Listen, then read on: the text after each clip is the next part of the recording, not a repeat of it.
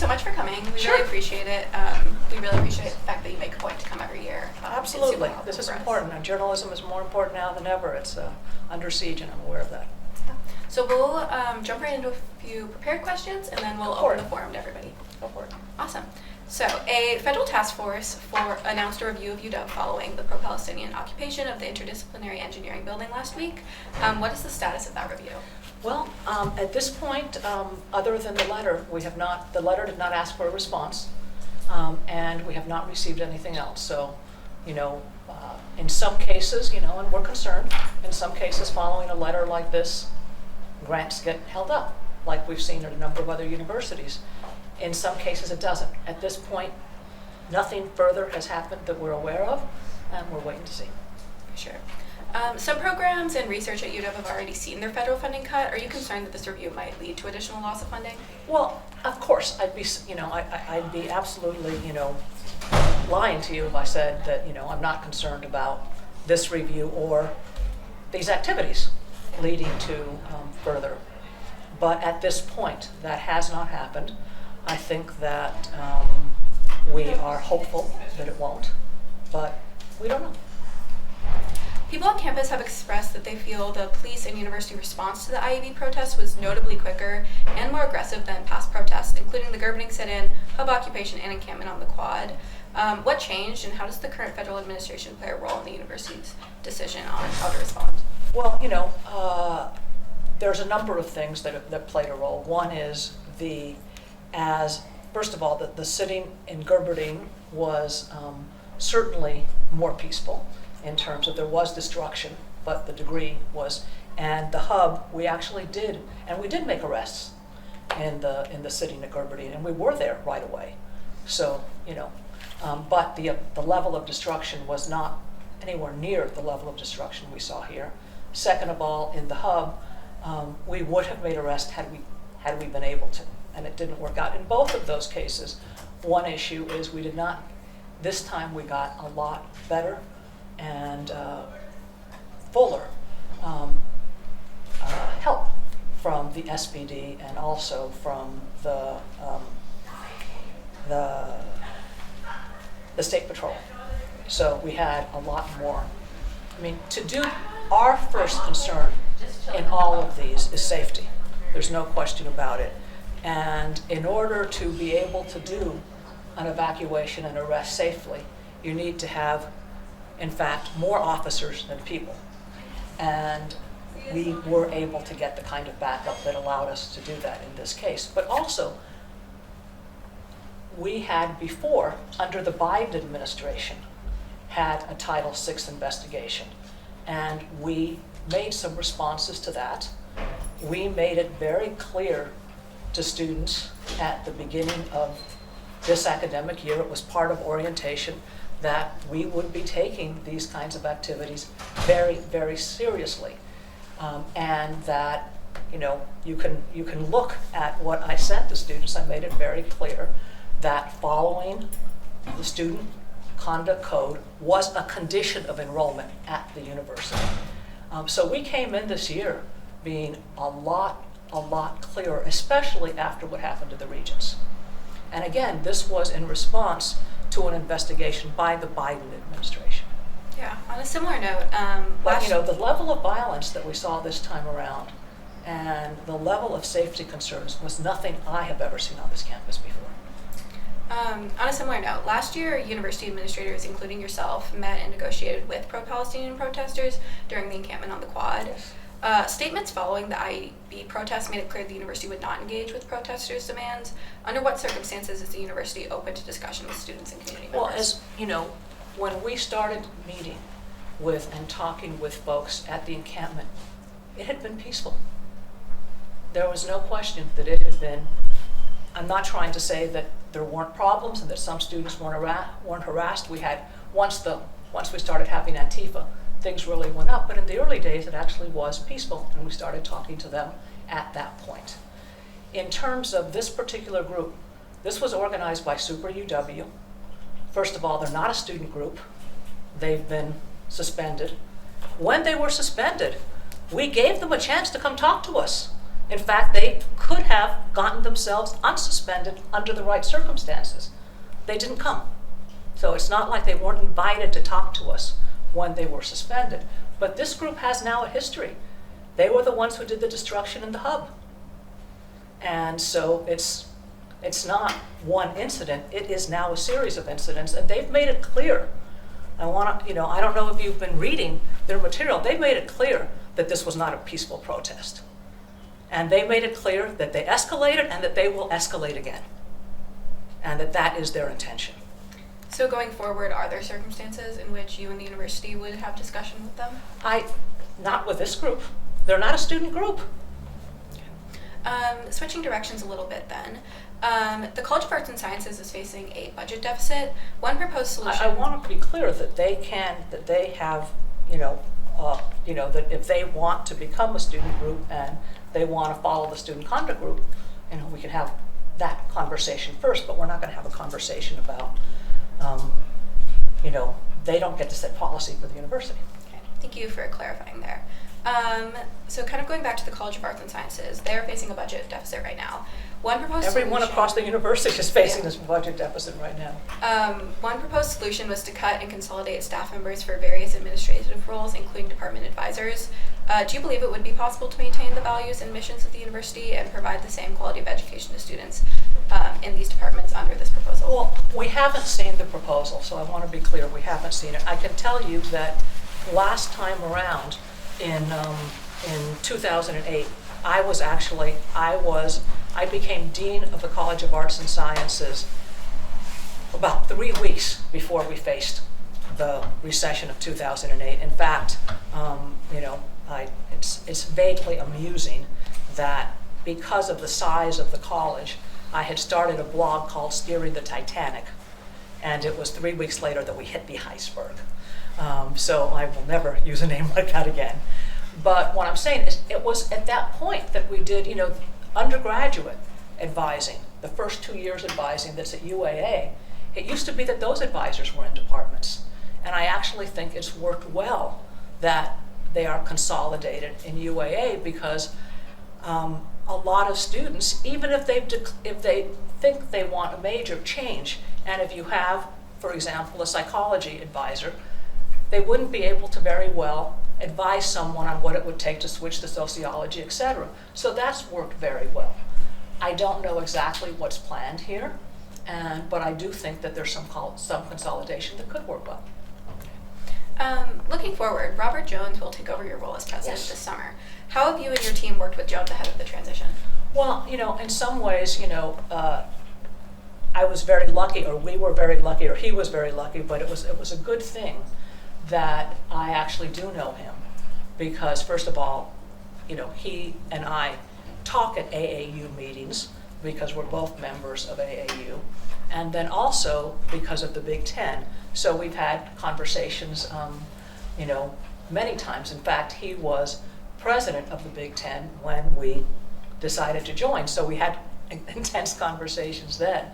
So I not only know him, but I have seen him in leadership roles, and I think he is a very, very, he listens, and he is reflective. He's experienced, so this would be a very hard time for someone new to come in. He has good experience, and I think you will enjoy him a lot. With that being said, should students and faculty anticipate significant changes at UW after your departure? There's no way that, not everyone does things the same way, exactly what they'll look like. I don't expect, he and I have talked, and he talked to the Board of Regents, et cetera. We don't expect an 180-degree turn, or et cetera, et cetera. I think in general, we're on the same page but I'm sure he will bring his own style, and that there will be a difference. There's no question. Yeah, absolutely. Current graduates are entering a highly competitive and constantly changing job market. What steps are UW taking specifically for non-STEM students to ensure that students across all disciplines enter the workforce prepared? Well, one of the things that has been happening for a while, and actually this is both the case at the undergraduate and graduate level, and I'm most familiar with arts and sciences because that's my college, is more of how do you translate the work that you're doing. So for example, if you're writing a paper, you're doing project management. If it's how do you talk about your work in a way that someone in a job situation will understand what you're doing? And how do you highlight it so that it's clear? Because I really do think that no matter what your major is, that you are, being able to write and communicate clearly. Employers tell us that is so incredibly important. Being numerate to a certain degree. So, how do you put that in a resume in a way that, an employer will recognize? And we have been, Arts and Sciences has been working on that. And I know that the graduate school has been working with graduate students on that as well. Thank you.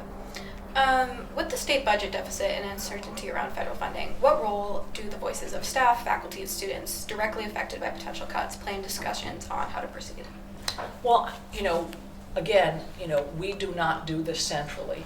And, we have elected faculty councils, et cetera, and we expect them to be communicating and, getting the information they need to be able to make the best decisions that they can. And how can, students, faculty, people who aren't on those kind of boards and groups make their voice heard? They should work through those boards. Thank you. With that being said, kind of also looking at funding, UW Medicine has long been recognized as the top hospital in Washington, but with recent staff layoffs, including the new behavioral health hospital, and with ongoing concerns about federal funding and research support, how do you see the university maintaining its standard of care, research leadership, and public service mission in such a contained environment? We are working, we're very concerned about the potential Medicare cuts. There's no question we don't know how deep they will be, et cetera. I have to say, I've gotten care at UW Medicine. I recently had a knee replacement, and the morale there is incredibly good. And most of the people, except for one person, nobody knew I was president. So, that wasn't the reason. And I also have a good friend that was diagnosed with early Alzheimer's, and she goes into Harborview for infusions. I think she's now down to once a month, and I have taken her a few times. And again, I've been very impressed by the level of care and by the morale. And, I ended up talking to one of the nurses for a while because, she was talking about, she'd come from a different hospital system, about how much she likes working here. I think the staff really supports each other, et cetera. But look, the bottom line is you can't sustain cuts after cuts after cuts and have the same level. That's impossible. Yeah. All right, well, with that being said. But again, I want to be clear, we are not the only one dealing with these cuts. If you look at other universities, some are dealing with 10% cuts, 15% cuts. We've done 5% cuts at this point. And so, it's not like, we are alone here. There is no question. We are very concerned about what's happening to higher education across the country. We seem to have a target that's been painted on us because, well, all the reasons. You read the papers as much as I do. And quite frankly, the same is happening in terms of hospitals. And I can't tell you that everything's going to, we can take budget cuts and everything is going to be the same. I'd be lying to you. If larger cuts are kind of, presented as necessary, has the university started to plan for how they may respond to that? Well, what we did this time around is we asked people to plan for cuts of 5% and 10%. And we're at 5%. But they should have been thinking about what they do at 10%. I'm hoping it doesn't get to that, but it could. All right. Well, thank you. With that being said, we're going to open the floor to everybody in attendance. Does anyone want to get us started? Yeah, Evan, for sure.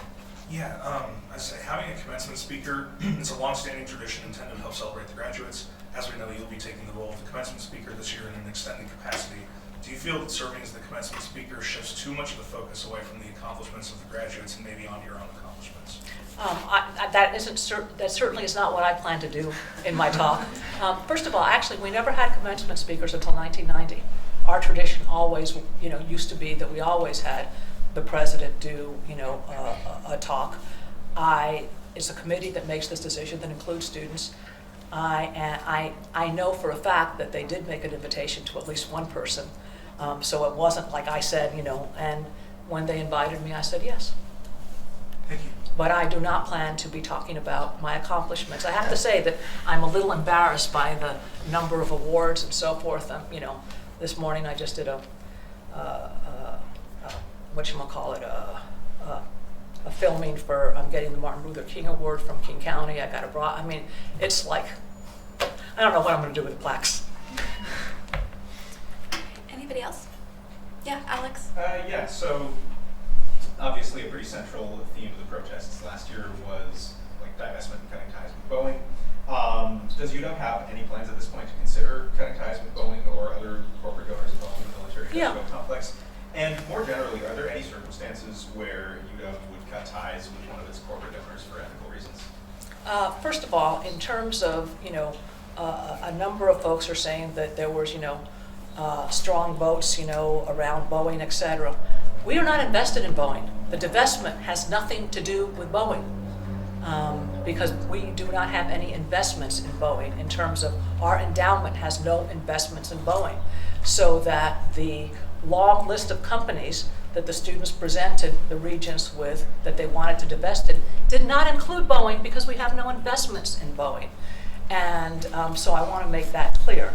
I also want to make it clear that in terms of faculty, there was a discussion about whether there should be some kind of motion around Boeing, and it didn't go anywhere. There is no faculty motion around Boeing. There is no student motion around Boeing specifically. There's a motion in terms of divestment. We have no investments in Boeing. So that there's a lot of weird logic in this. Now, we did say that we will have, and we do have a task force that's looking at our relationships with corporations in general. First of all, we have the pharmaceutical company. Victor, remind the Sacklers. We were one of the first universities, if not the first university, that actually cut ties with Sackler. And so we have, and it was for ethical reasons. And like I say, I don't know if we were the first, but we were one of the first to cut those ties, the decision that I made. And so there's no question. Some of the things that Boeing was accused of, like for example, that they set curriculum, et cetera, we did look into that, and that is not the case. Yeah, Sophia? Can you speak a little bit to what the university's relationship with Boeing is then? Well, Boeing is, there's, I guess, two sets of relationships with Boeing. One is that they are the equivalent of a donor, just like, Microsoft is and Amazon is, and I can name you a whole bunch of companies that do give money to the university, and they usually do it because they're interested in workforce and workforce development. And so there's that relationship with them. But then also they are a major, they were our very first, in fact, donors to the university when they built the wind tunnel. And so there's that piece of it. But there's also that they're a large employer in the region. And we do want to make sure that our students are workforce ready, whether Boeing or any place else. Now, of course, it is students' choices where they go work. And we don't make anyone work for Boeing or take an internship at Boeing or Microsoft or any place else. But, we do look at workforce needs in our area. Sean?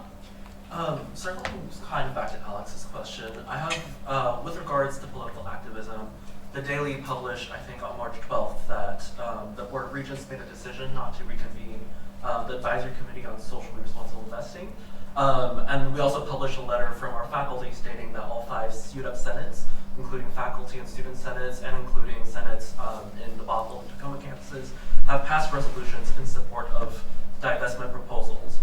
So I was wondering your take on the practical purpose of student governance at the institutional process here at the UW. Well, yeah, let me talk about that. First of all, the passage of the faculty was not about Boeing specifically, or about, it was about divestment in, of any company. Like I say, we don't have any investments in Boeing. But all of these, except for the Bothell and Tacoma, and again, if you look at the numbers there, we're talking about 5 students in each place because their student governments are not fully staffed. But if we're talking about at UW and the Senate, they were done like 3 weeks before classes were over, very quickly. When I was having discussions with this group, before they, before we had the situation at the Board of Regents, the first meeting, I told them, you should get votes now. These votes were from last year. It was a different group of people than the ones that are here now, and they were done in a hurry. If you look at, I know the faculty vote better than the student vote, I was there. A very large percentage of the faculty abstained. And so whether or not there's a majority depends on how you look at abstentions. But the bottom line is that I did tell them, you should get a vote this year where there's time for discussion. What happened at the faculty vote, and like I say, I was there, and that's part of why so many people abstained, is that if you're a faculty representative, your job is to not just give your opinion, but to be a representative for the group that you represent. So if you're representing the psychology department, they did not have time to talk to their department. They were not able to be true representatives when they made that vote. They'll tell you that. And like I say, there was no time at that point if they wanted to do something by the end of the year, so it was understandable. Given that it didn't happen at the end of the year, why didn't they do this again in the fall? I told them that they should. They didn't. So we have no idea what this group, what this year's faculty senate would do, or what this year's student senate would do, having time to actually talk to their constituents before they have to vote in an emergency situation. Anybody else? Morgan? During the May 7th virtual budget town hall meeting, a mic recorded you making the comment, quote, "I can't say we're fucked, oh well." Can you walk me through the context and circumstances that led to you? The context is that we were joking around, and I said, well, you know, I believe in being very direct. Maybe I should start off by saying we're fucked. Thank you for that clarification. It was a, you know, I mean, if for people who know me, I often joke when I'm tense.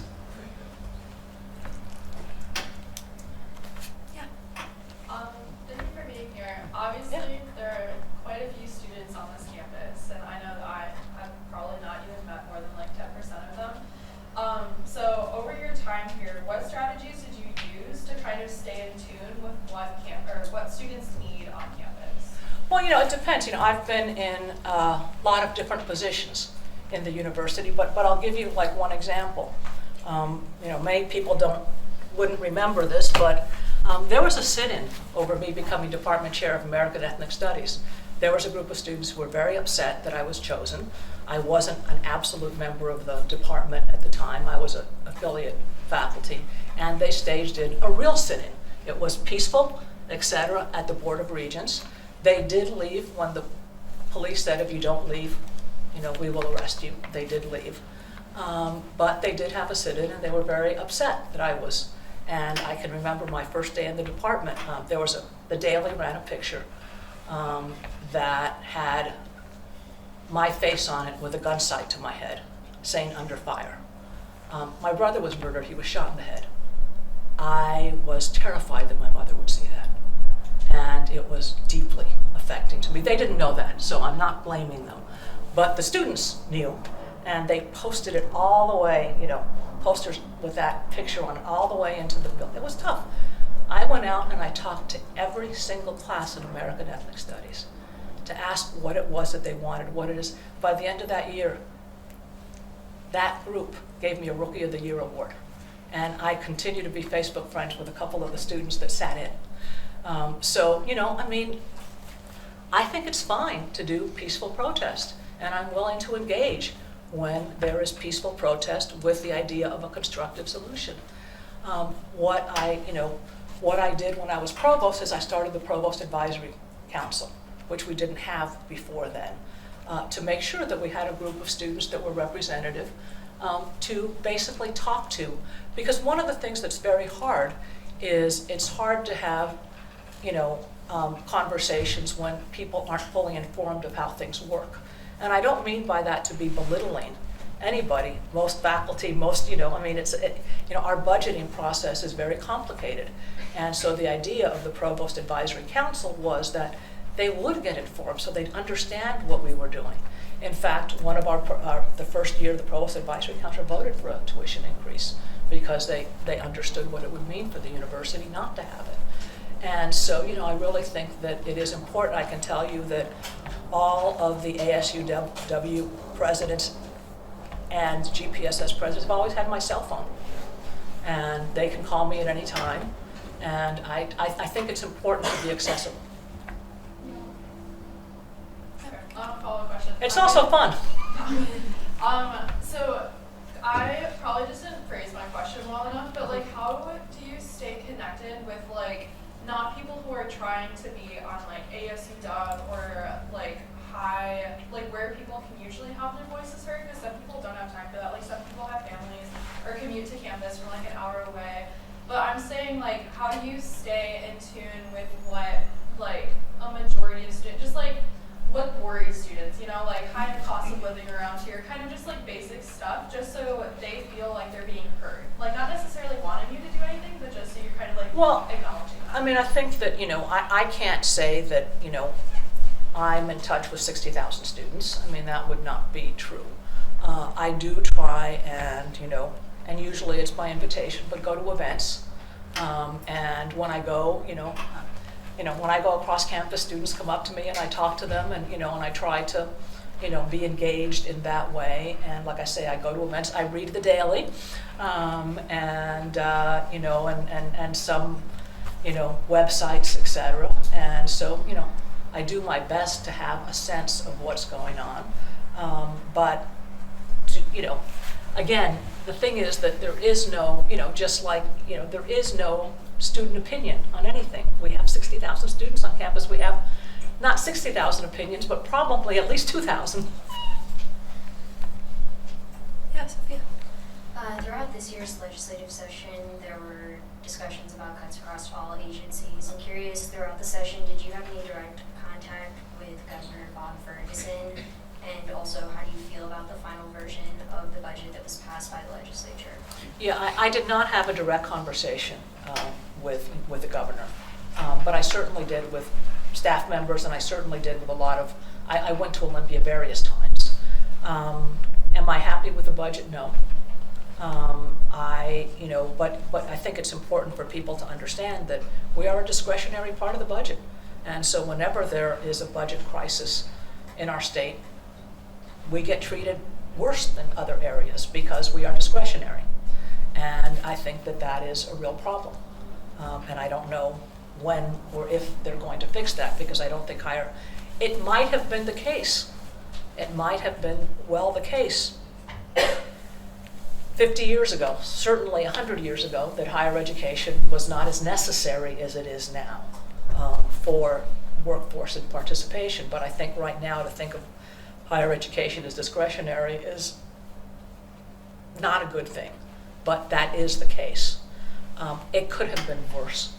There's no question some budget proposals were worse than this, but I do think that in the long term, hurting higher education hurts the entire state and is not a good thing. Can you speak a little more just to some of those specifics of the things in the budget that either concern you or that you were hoping to protect? Well, one of the things that really concerned us is and it's always concerned us, is the fund split. And that's very technical, et cetera. But if you look at the cuts, it's 1.5%. That would have been, I would have been thrilled if we'd left the session with a 1.5% cut. We should have taken some kind of cut if everyone else did. But there's something called the fund split, and that has to do with who pays for compensation. In the ideal world, and actually in the world of some of our peers, is it's 100%. I mean, in many cases, it's the state that makes the decision about compensation and about things like benefit loads. And so they're making a decision about what people are going to be paid, but they're asking us to help them pay it. And our fund split was really made, I think, and Victor can double check, but I think we were at 100% before the recession. And then during the recession, we were cut and we were beginning to go back up. In fact, I think, and may not be the exact number, but I think we were about 61% right about then, and we were hoping to go to 75% and eventually get up back to 100%. And when we came into the session, very different world at that point, we were, bullish on trying to get to 75%. In fact, they pulled us down to 41%. I don't remember, 62, 41, it's right around that number. And that's why the effective cut was 6.5%. And, the fund split is really important because it goes into the future and, it has a compounding effect. And so that was the truly disappointing piece. Evelyn? So you mentioned that there's a task force looking into your partnerships and investments. I believe Not investments, but basically, I can give you the exact, but basically they're looking at our corporate relationships and, is there anything appropriate, at not just Boeing, but in general. Thank you. Thank you for clarifying.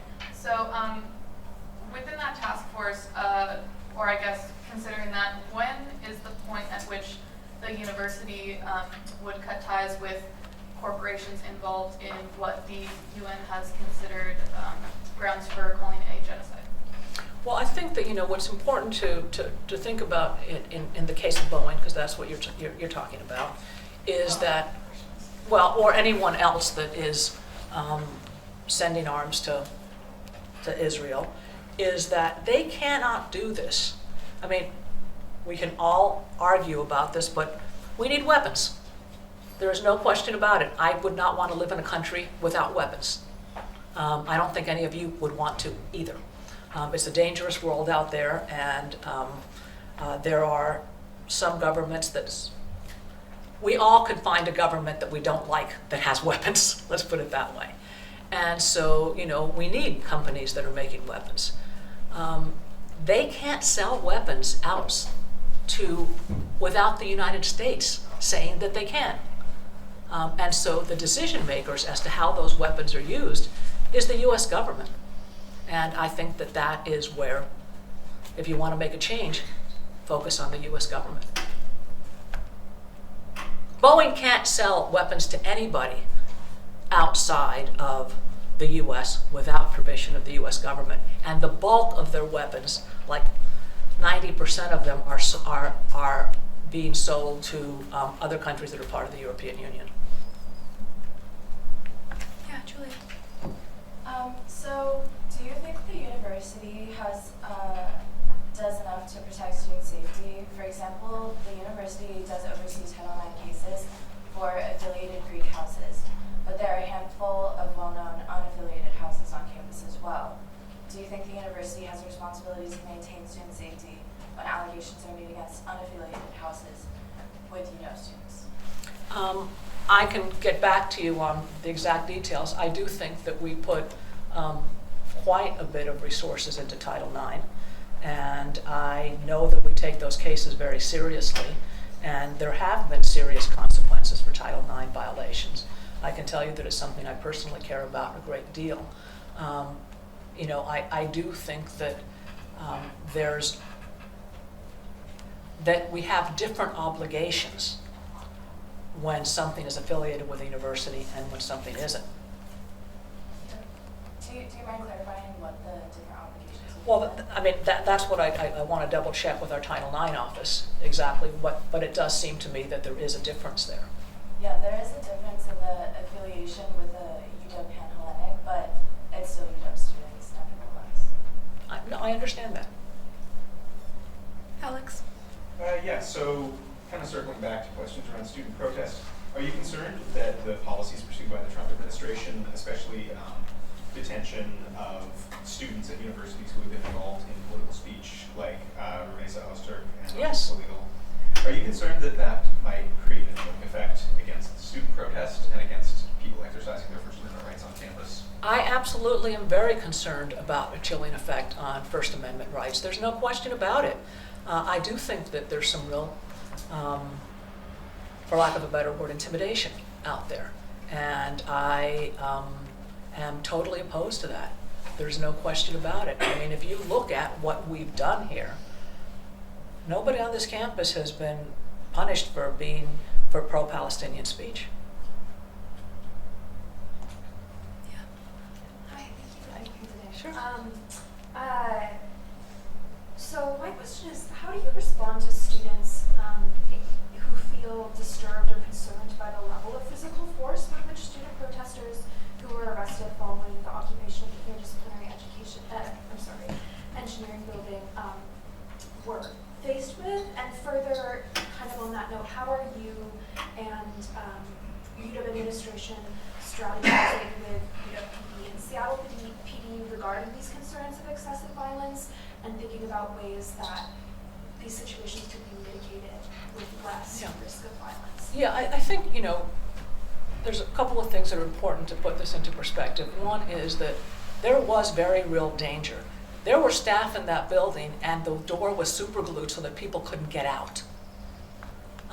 There was a fire set and it was feet away from Low Hall where there were people working. And then they threw, those scooters that had lithium batteries in them. And then they tried to stop the fire trucks from coming to save lives because there were lives on the line. I mean, what happened there was, we are so lucky. And if it weren't for the police and the fire and whatever, lives could have been lost. There is no question about it. But I also want to tell you, it wasn't just that the police came in and took students out. First it was Sally Clark who came in and to talk to them about, warning number one. And it was interesting, as she was coming in, those students knew they were going to be arrested. There was actually, one of the students was on a mic telling them what to do in case of arrest. Put phone numbers on your hand, make sure you don't have any idea. They were prepared to be arrested. This was not, the level of preparation that went into this was very, very high. There's no question about it. They came in prepared to be arrested. There's no question. Then the police came in and gave them a second warning about, you will be arrested. And then after that, there was a third, which is the SPD has these microphones on top of their cars that when they, say final warning, it not only is to people outside the building, but people inside the building can hear it because of the kinds of microphones they have. So they were warned 3 times. If it had been easy to take them out, they would have taken them out easily. They resisted. And so there was some, I don't think that they were violently, that anyone tried to be violent in taking them out, but if I'm trying to carry you out and you're kicking me in the face. Sophia? 2 follow-up questions on the IAB protest. One thing I want to be clear about, because I think that, just to give you a sense, during the encampment, there was police out there all the time, and they purposely, and the students knew who the police were, but they weren't armed, etc. We didn't want to escalate things. I mean, we've been doing everything we can to de-escalate. If you look at what Super said, not just at the time, but the hours afterwards, they said that they planned to escalate further. So are we concerned that there might be further violence? In fact, there was 2 days later. I mean, not violence, but destruction. Just to circle back on the comment about staff in the building, were there staff, are you saying, inside of the IEB building during That's the my protest? understanding is yes, that there were some staff that were not able to get out. And that was for the duration of the occupation of the building? Or? I cannot say exactly when they got out, but the door was glued, and so there was a lot of concern about how they could get out. My understanding is the IEB building was funded by a mix of state funding from the legislature, some donors, including some money from Boeing. Yes. How are the repairs going to be paid for the engineering machines that were in the basement and any other damages inside of the building? They get paid for out of our budget. And this is money. I mean, if you look, people who are concerned about staff layoffs, look at how much money we have spent in the last, I can't tell you the exact number, but in terms of all the graffiti, all the cleanup of the buildings that we did all last year, the destruction in the hub, the fact that, we have extra Seattle finest, we have a larger, we've spent a lot of money on this, money that could have gone to staff, money that could have gone to students, money that, might have kept, advisors on more longer, but we have to pay for it. We can't leave the building that way. Students use it to study. Morgan? As a follow-up question to that, $10 million was donated to building the IUB. In an article that we wrote in February about Super UW's initial protest about the building being built, they made claims that Boeing is continuing to donate $40 million over the next 5 years. Is that something that you can confirm? We can certainly, I don't know the exact answer. Victor, just make sure that, yeah. Thank you. Evan? Yeah, and kind of following up on Sophia's question, do you feel that, like in the tuition fees, there's like the building fees, do you think that those would ever raise to cover damages if there are prolonged instances? There are no plans at this moment to raise the building fees, but if we need more money that is a possibility. Yeah. We're all paying for it in one way or another. Everyone, whether you work at the university, you're a student, etc., we're paying for this. In regards to these protests on campus, many alumni have refused to donate funds to UW specifically through the UW General Fund, through the UW Engagement Center in recent days. How is the university planning to maintain a relationship with alumni that are concerned about the UW's current action in these protests? I can certainly tell you that we have many people who said they weren't going to donate before because we weren't doing enough. We focus on what we think is the right thing to do, and people can donate or not. They can make their choices. That does not drive what we do. Like I say, when the Sackler was going to give us a whole lot of money, and we said, no, we don't want it. Evelyn? But I can tell you that you have people on both sides. I haven't counted exactly how many emails you have one way or another, but I suspect, my guess is that I have more emails of people that are upset that we're not expelling them right away than the other way around. Just in terms of emails, I don't know I haven't taken a poll. And like I say, we're going to do what we think is right. Evelyn? Thank you. To follow up on your response earlier, regardless of the U.S. government's approval and involvement, because I understand that the university doesn't really have direct control over that in a strong way, is it still appropriate for us ethically as a university to continue working relationships with corporations who do supply arms to Israel? I feel very confident about continuing to do work with Boeing, and I don't know what other, companies we're talking about, but I don't think that, like I say, I think that is a choice that is being made by the U.S. government, and that all our tax dollars are being used to fund that, and I think that there are ways. In fact, I actually think that we were making some progress on that.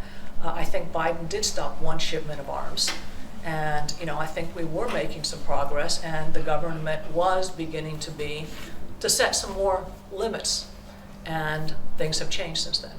But I think that, like I say, we are so far a democracy, and I think that that we should exert our rights as citizens to try and get our government to do what we think is the right thing. Alex? Yeah, thank you. To follow up on that, so between Boeing as it is now and the Sacklers, is there a line for where would say what you're doing is too far, we're going to turn down this donation? Is that something that is kind of... No, absolutely. We do have, like I say, with the Sacklers, it was, no question that they were continuing to sell drugs that were hurting people, and that they knew it. And so at that point, we don't want to be part of that. But Yeah, I Alex? guess to follow up on that though,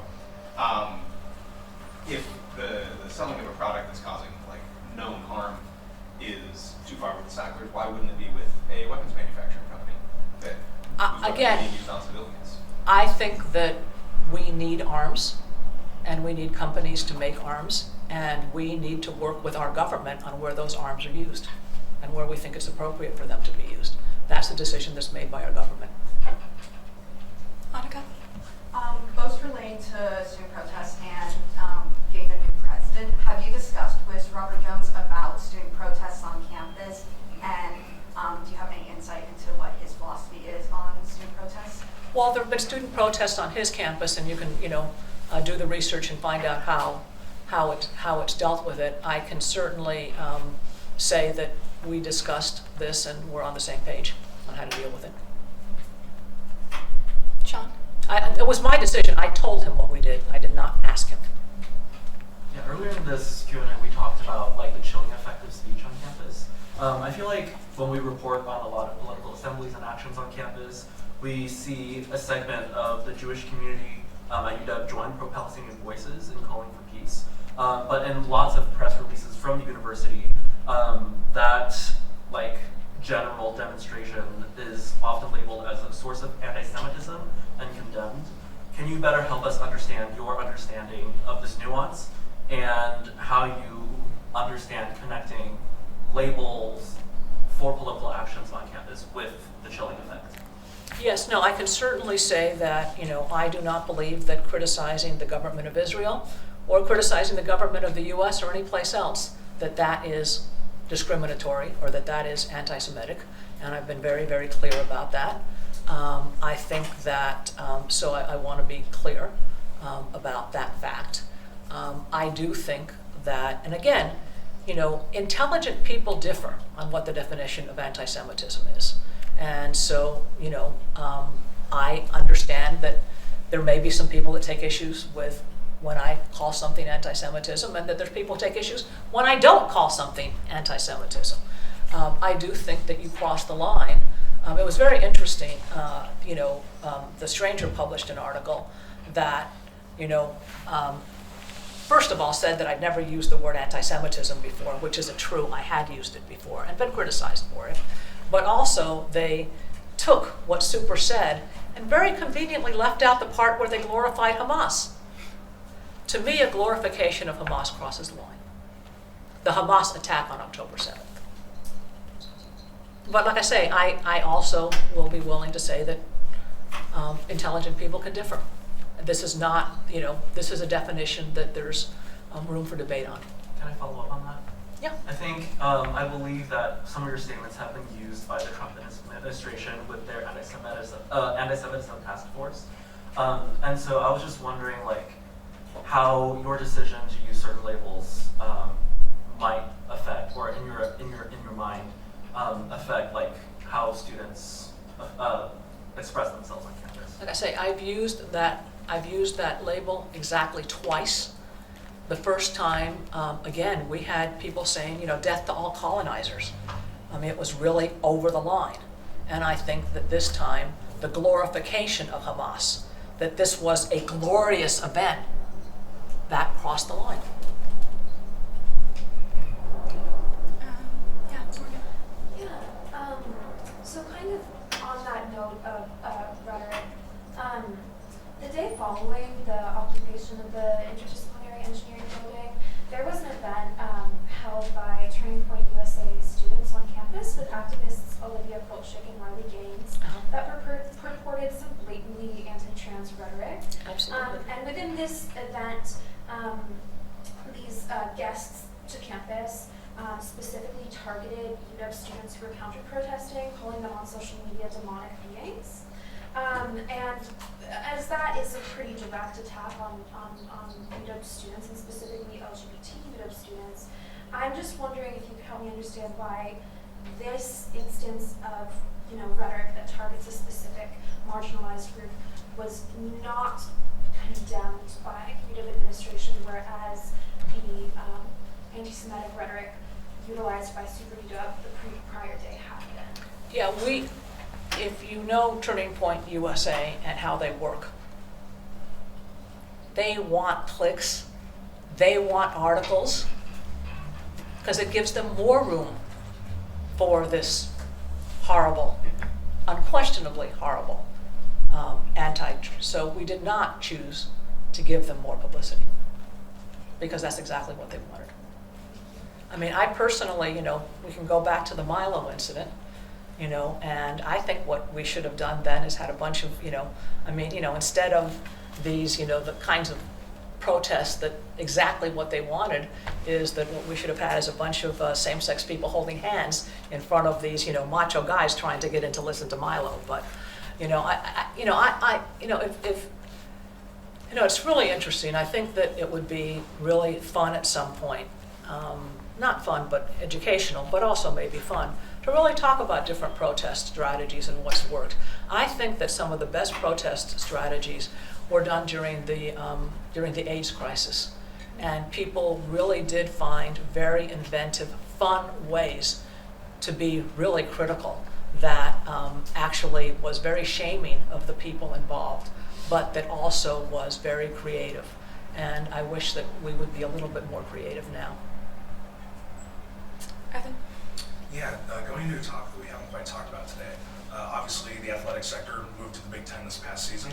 I know going into the season, or this athletic year, there were concerns about how maybe smaller programs that bring in less revenue might hold up in the long term with expensive extended travel to like the East Coast.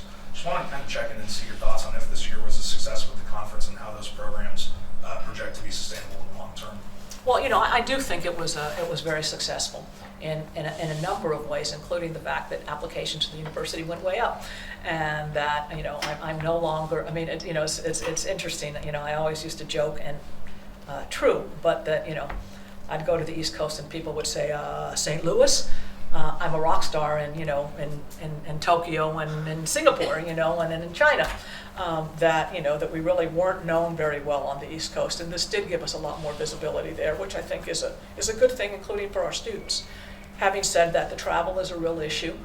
We're not the only ones who have an issue with that, and the Big Ten is committed. It won't happen overnight to trying to address that. But you do feel there's like a long-term sustainability for these like smaller programs to be able to keep being at the D1 level? Well, we certainly hope so. I mean, again, a lot of it, the athletic world is about as chaotic as our government right now, and that things are changing all the time.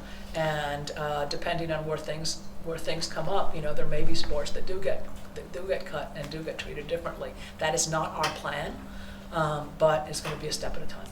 Thank you. Sophia?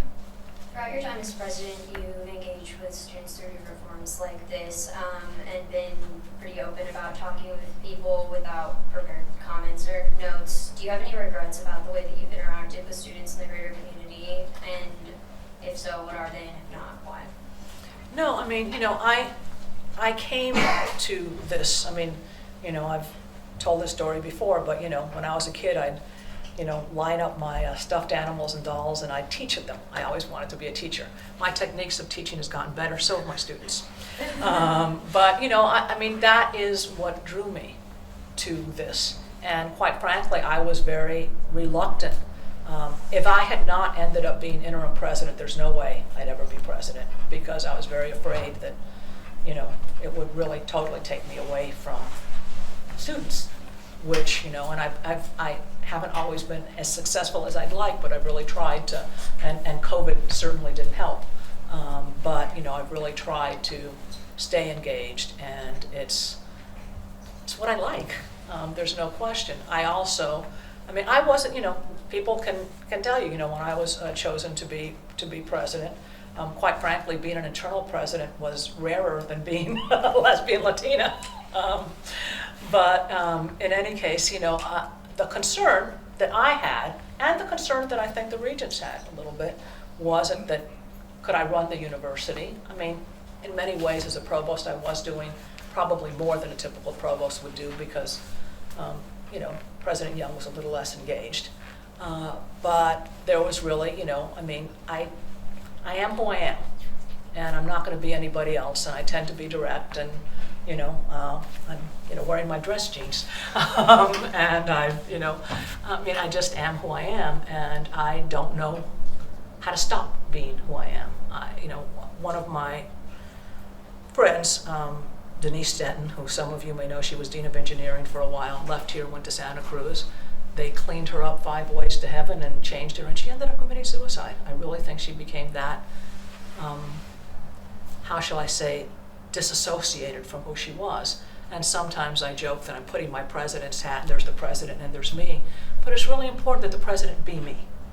And I didn't know how to do it I wasn't sure how it was going to work. People were, would I be good with donors? Would I be good with the legislatures? I actually think the community is so much more accepting than sometimes people give them credit for. And I've had real relationships with, I think that I've done a pretty good job of, despite the budget cuts, of really, making our relationship with Olympia a lot better and with the community a lot better. And I think it's partly because I am direct. I don't know how to be anything else. And I don't want to be anything else. Yeah, Morgan. Like, Yeah. earlier this quarter, there's dozens of UW students and staff had their visa or OPT got canceled, but finally they got their OPT or visa got restored, but the concerns still exist for all those East Actual students or staff. So like, what's some plans or strategy for the school that actually can keep the East Actual students still feel safe to study on campus or study at UW? What did you say they got canceled? Oh, the students that had their, yeah. We will, we have been involved in, I think it's now 16 or, actually there's 2 new ones, so I think that we're now involved in like 17 different lawsuits, temporary restraining orders, et cetera. And we definitely, we join, we have a wonderful AG's office in terms of, Nick Brown is just terrific. And, and sometimes we work with AAU, et cetera. And so we fight things that we think are not constitutional, that they're not correct, et cetera. We will continue to do that. We've been fairly successful, but that doesn't mean that we're worried and we're concerned. And then just wrapping up, this is obviously your last year meeting with us as president. Yes. Do you have maybe one thing you're proud of and one thing you regret you would like to share? Well, I think I'm proudest of the degree to which we've become a more accessible campus, and what I mean by that is that that we really have, we've expanded actually quite a bit, especially if you include Bothell and Tacoma, so that there is more spaces for students than ever before, and we really have put in some very good financial aid policies that I'm very afraid of in terms of what's going on at the federal level. And so that, our students, the vast majority of them, graduate with no debt. And I'm very proud of that. And so that is probably, without, I like to think of it as access to excellence, that you don't have to give up one for the other. I think that right now there's a lot of rhetoric out there that it's diversity or merit. And I don't think that one is the enemy of the other. And so that is really important. In terms of regrets, I'm sure I have a number, and I can, give me some time, and I can give you a list. For example, I really did not see this coming in terms of the kinds of issues we're having with the federal government, we thought we were going to get more money this legislative session rather than yes, and I wish we'd been planning, so that that there are definitely things. There are things that it's not so much that I regret, but that I think it's that sometimes the decisions you would make in hindsight, knowing what you do now, are different. One thing, and I know that this is controversial, but I think that I'm proud of the fact that we did leave during COVID. We were the first university to do that. It was the right thing to do. At the time, we really thought that going away for 3 months, we would be able to turn the tide. We had no idea it was going to be 2 years, and I do think I do have some concerns, especially K-12 being out for 2 years. And I think we need to re-examine how we would deal with that in the future. I don't have an answer. Like I say, we saved lives, there's no question about it. And I think we made the right decision based on what we knew at the time. And I think that there are certainly, I feel very strongly when we make decisions that it is important to then reflect back and see what could we have done better. just the negative effects of being away for so long were much higher than we thought. I'm still not sure we shouldn't have done it, but I think we need to reflect on that. All right, well, thank you so much. We really appreciate you coming in today. Okay, I have a couple of concerns that I'll raise with you, if that's okay. And it's, you don't have to answer me, but I am concerned about editorials with no names. That is not typical in journalism. Is that in reference to kind of opinion guest editorials? Yes.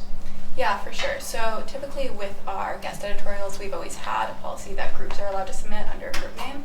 That we've been doing as long as I've been here. Right, but the group names usually then you know who's in the group. Yeah. In other words, a student group or et cetera. So I'm just saying, I think that, like I say, I would love to have a class or whatever on protests and what they've been like in history. One of the things that has, is that people have been open about who they are. They've had the courage of their convictions. Yeah. And the protesting behind, and also, I can show you, the texts that they took out were very much out of context, no question. I can show you what some of the full text were. And this last time around, they say, this last editorial, they say that, all these people have voted about, all these councils have said we should cut ties with Boeing. They did not. What they said is they were in favor of divesting, and we have no investments in Boeing. Divestment would not affect our relationship with Boeing, zero amount. Yeah. Well, And against so, yeah. And what I'm saying is they're opinion pieces. So it's not, but I'm just saying that, that there are deliberate distortions. Yeah, when it comes to the kind of authors of those things, when we give anonymity, it's normally for safety concerns. And as of right now, that's looking a lot like trying to protect students who are concerned about their visas, their status at the university, things like that. So that's been our priority right now at the Daily, but we do assess it on a case-by-case basis. Okay. But I was just going to say that they are fairly distorted. They have, very factual distortions. We ask for fact checking on all of ours, and that has been pretty consistent with all of our things. So we've been given documents and evidence to back up what we are publishing. I can give you, like I say, there is no vote that has been taken. The votes that were taken were about divestment. We have no investments. Our endowment has zero investments in Boeing. We've made that very clear again and again. So there were no votes that were about Boeing per se. And the university is also always welcome to submit editorials as well. We are accepting it from but us. it's not. I don't want to. And I can show you the full text. Just of the it was said that I called these students trust fund kids. That is not the case. Here is the full text, and I can show it to you. This person who was texting with me, which was not a member of the administration, just to be very clear, I'm not going to out them, said, "I've received your emails. I'm sorry to hear that new graffiti is on campus. I would like to also mention that every single Palestinian has pulled out of Super on Friday." Then followed up with a second text. I'm also discussing possibilities of having Palestinian Arab Muslim students issue a statement clarifying their relationship to these trust fund white kids who think they're the reincarnation of Che Guevara. I did not say that. The other person said that, which was not an administrator. I said, "Thanks, no surprise really, making us spend money cleaning their messes that we could spend on students who need it." They said that I called them trust fund kids. I did not use that language. The other person did, and it came after the other person telling me that all Palestinians had left Super. It was definitely a distortion of what that communication was about. They also called the person that I was communicating with an administrator. They are not. That we did clarify in the article, and I do appreciate your clarification. Okay. We just ran with the, Okay, thanks.